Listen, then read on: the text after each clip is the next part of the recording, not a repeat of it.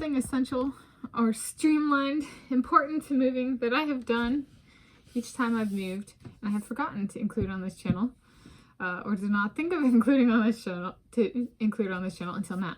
So it is Sunday, the morning, 8:00 something a.m. Northern Seattle area, King County, Washington State, United States of America, planet Earth, the original, at least currently. Like to keep this Seattle on planet Earth. I'm Tanis Coralee Leonhardi, she, her, hers of Seattle. And the thing that I had forgotten that I've done each time I've moved is I look at a map. Where am I moving to? So I decided I should cruise a world atlas. So this is moving related, moving inspired, or moving inspired perhaps most importantly, and moving streamlined in the sense of it's something I've done each time before I've moved. And so why don't I share my atlas of the world and some of the things I use it for and just kind of cruise it. And so cruise here, so there's different motorcycles of the world. And there's, broadly speaking, from my lived experience, to my Uncle Gordy is a big Harley Davidson enthusiast, but motorcycles more specifically. And there's broadly two categories of motorcycles. There's sports motorcycles, which are like the Kawasaki Ninja and Honda CBR. And then there are cruisers, which are built to cruise, whereas the sports motorcycles are built for speed. So we're going to go through this atlas, not every page, but more of the cruising style, which is about enjoying the ride and taking in the sights. So what do I use this for? So this is the 6th edition Oxford Atlas of the World. It's Atlas of the World by Oxford University Press. Yes, and 1998. So I am in this one, and maybe I'll include the ISBN in the video description. It does have one. Some books are old enough that I can't actually find the ISBN. That's it. This was actually printed in Spain. Ooh, this is very cool. One of the things I use this for, so they kind of break it down. I don't really use this so much, but they provide different page numbers for different places in the world. And then they have statistics and stuff like that. I don't really use it for that. Let's see, what do I use it for? The number one thing I use this book for is this page, in terms of like writing or covering sporting events, following competitions. I use it for this graphic right here, which defines each of the date and time zones on planet Earth. So I'm writing about the Arizona State University Sun Devils. What time zone is Arizona in? Are we in the same time zone? And it doesn't actually have the borders of each of the states, but like I can look at this, and then if I want to, I can go to a different page in the atlas and find where does that line approximately correspond to, and that kind of stuff. But I can be like, no, I'm not in the same time zone as the Arizona State University Sun Devils. I'm 1 hour behind.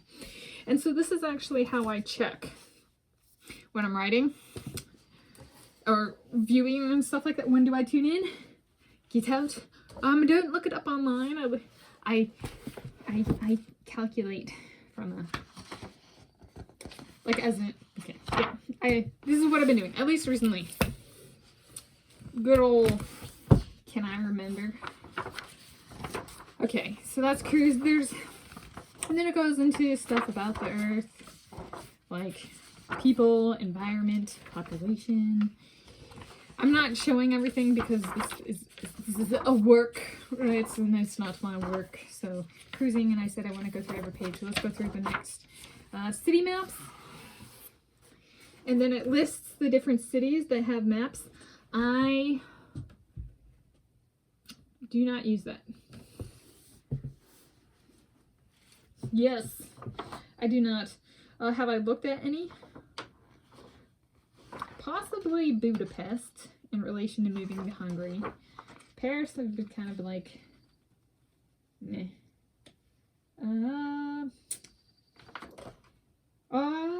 And the Russian cities. It took Andre and I some debating as to like if we live in Russia, where would we like to live? And I was like, I'm not really a Moscow person. I'm not really a St. Petersburg person. So we came up with Kazan as a place we both like. But I did look at the maps of that for that. And then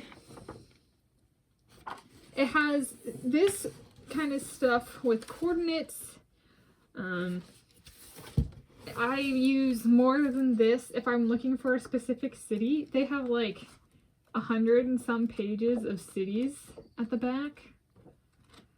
And it tells you what country it's in, the corresponding page, and then the location on the page as well as the coordinates. What do I mean by a location on a page? Here's the world. Let's go to the most frequented page I go as of present. It is only one page. It is page 52, which is Hungary, Romania, and the Lower Danube. So Hungary's over here. It's entirely on page 52.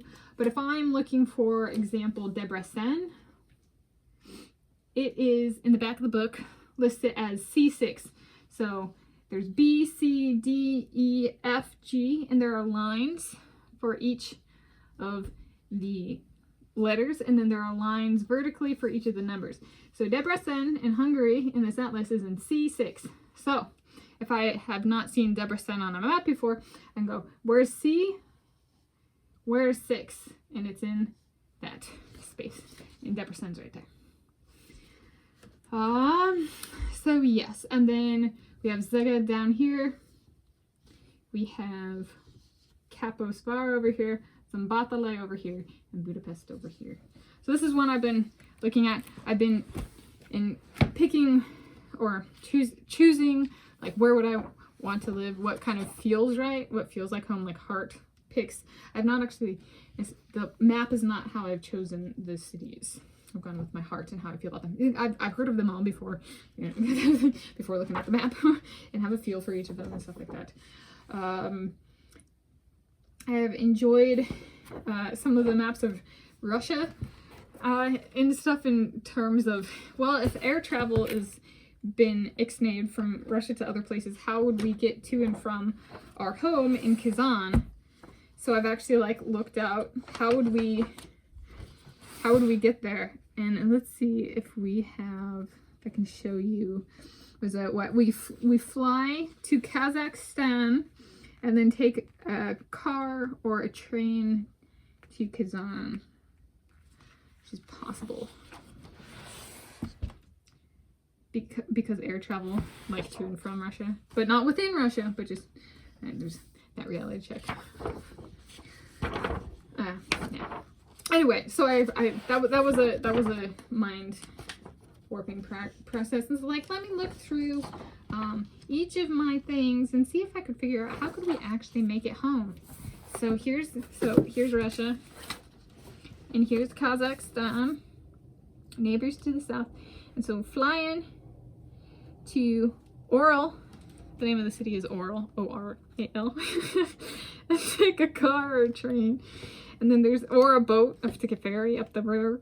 But chugga. Where did it go? I lost it already. It's on here. It's right here. Yeah, so like take a car or a train and watch out for the mountains and snow and stuff.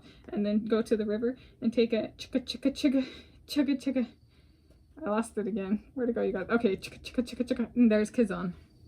So Kazakhstan, neighbors to the south. So I've done that one with this atlas. Oh, I've gone through, right, and thinking through where I'd want to compete in Africa. So like to help, like be a good global citizen and be like, but where do I actually want to compete? Where do I like the people?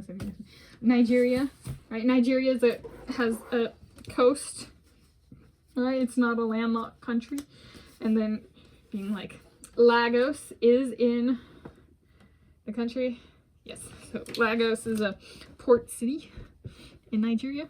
Didn't know that. But there's like, so I've been using this for, I'll be thinking of things and like going with the heart and memory, and then I'll look it up and be like, did I get that? I did. Is that where I would like to? And then what if we wanted Like, what if they had running up towards the desert, right?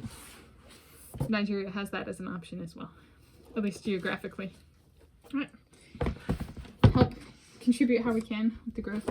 And there's maps of the United States of America. That's one. So looking on maps where I've lived in the past, definitely. We had a very special red, was it leather bound atlas growing up of the United States of America, and each state had its own spread and stuff like that. So that was stuff we looked at growing up. Yeah. And I've lived in Hawaii. I've lived in Washington State. I've lived in the Bay Area of California. And am I going to have to go through and find... Go backwards. Since we're cruising and not sportsing it, we're doing our Harley Davidson cruise. And then there's China, where I'm just kind of like... Oh, and there's Scotland and Ireland. I got big printout. I have big maps for each of those for my Heritage Travel Trip series. This is a good one for... Oh, and here's the baby Roman Empire. I showed, I think this when I presented it, the little stickies still are there. Has not changed. So there's Seattle, but I live in Seattle, so and it's not all on one page. Did I pass it? All right. Handy dandy 100 plus pages. Is it 100 plus pages? Yeah. Yes. Wow. Of cities on planet Earth. Right. Let's find Port Elizabeth. South Africa. 116E4 3358 South 2540 East. Here it is. Port Elizabeth, South Africa. So we're going to go to page 116, square E4.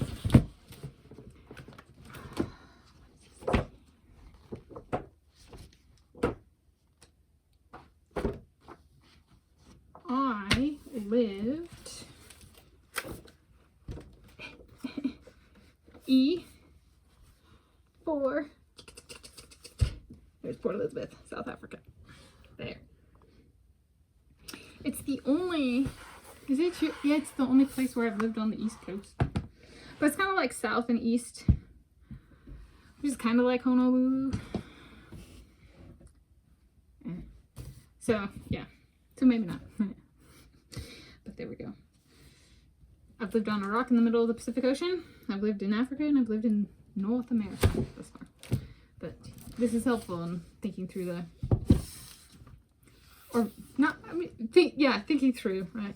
Things just like, how would I travel if air travel were cut off, and, you know, that kind of stuff. So that's cruising, my World Atlas today, Sunday, 28 April 2024, and I'm Tanis Coralee Leonhardi, she, her, hers of Seattle.